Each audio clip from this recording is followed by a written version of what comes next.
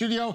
I'm joined by Dr. Dahlia Scheindlin, who is an Israeli pollster and political analyst. Also, Jeremy Saltan himself, also a pollster and advisor to the New Right Party and advisor to now interim Defense Minister Naftali Bennett. I want to start with you, Jeremy, about the politicking.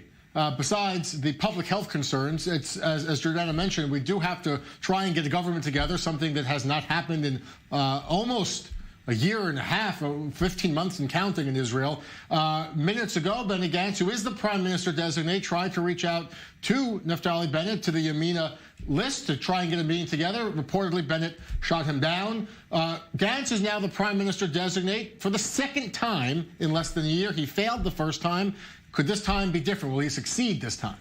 I don't see him succeeding. He was able to get 61 recommendations at the president's house, but that's very different from getting 61 votes in the Knesset in a confidence motion. Now, you know, the first two elections, we had Netanyahu get the first mandate. He was not able to, of course, form a government. As you mentioned, Gantz got a chance last time, second, and he was not able to. What I think is going to happen is we're going to have to go over the second mandate, and it's going to end up going back to Netanyahu. The reason I'm saying that is because, according to the law, whoever receives the mandate needs to be the person who forms the government with the position of prime minister, meaning the idea that in the middle of what we're going through, Netanyahu would give up his position and give it over to Gantz, where all he has to do is wait 42 days in order to get the mandate back, does not make any political sense. Dahlia, what about the process here of perhaps a minority government? The majority mentioned it's really unlikely you're going to get a majority for Benny Gantz, but there are so many possible maneuvers, perhaps ranging from possible to downright unrealistic. But could a minority government happen? I think that we're looking at a pretty different situation than we were before just a couple of days ago. The fact that Gantz, for the first time, has shown some sort of political mettle, acumen to get the recommendations to 61 between parties who could barely speak to each other, who didn't want to speak to each other, who had a mutual pox on both houses, Lieberman and the Joint List.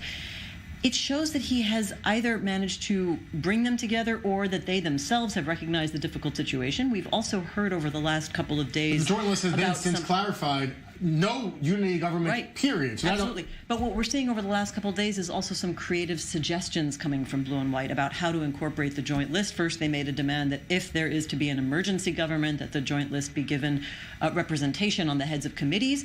That, to my mind, is an indication of new kinds of thinking, that they're searching for ways to try to get the Joint List support, which makes the possibility of a minority government somewhat more likely. I mean, do I think that it's actually going to succeed? I can't exactly disagree with Jeremy. We've seen this fail so many times, but I do think the pressure is higher because of Corona and because nobody wants to go into a fourth election. Do you think, Jeremy, the chances of a fourth election are growing because the stalemate clearly goes on, or diminishing as the coronavirus situation gets worse, that the public will demand some kind of emergency situation? Well, for sure the public has demanded a government. As you pointed out, we haven't had a government functioning really since December of 2018. We're already in 2020. So yeah, definitely the public wants to see a government.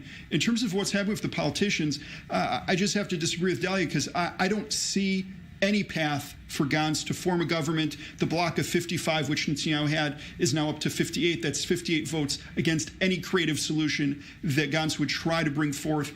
I just don't see that happening. What could happen here is a situation in which, again, Gantz's mandate expires. Netanyahu is given a chance to form the government when Gantz already had his turn. And then Gantz is either going to be forced to join a unity government in which Netanyahu is at the head, or you could have a situation where you have Orly Levy, perhaps some renegade MKs from the Blue and White Party.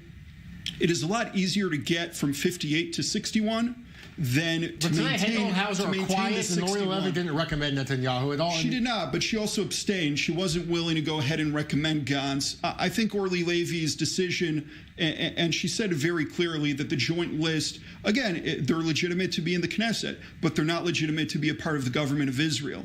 And that's her position. That's a position of the bloc of 58. But 58 still isn't a majority. 58 is not 61, but 50. Well, 62 but again, you know that 58 is a clear bloc. When I look at 61, and that includes Yazbek and Avigdor Lieberman, I just don't see how they're going to be able to get 61. 62, 59. They both recommended. Again, there's a very, very big, I understand a lot of people are focusing on this, but we have to understand, because if receiving the mandate was the main goal, then we would have been finished with this a long time ago. What you need to do is get a majority in Parliament, and we don't have one. And Gantz, for sure, has no chance. It's Netanyahu or a fourth election. We're going to continue that discussion and the possibilities after a short break. Stay with us.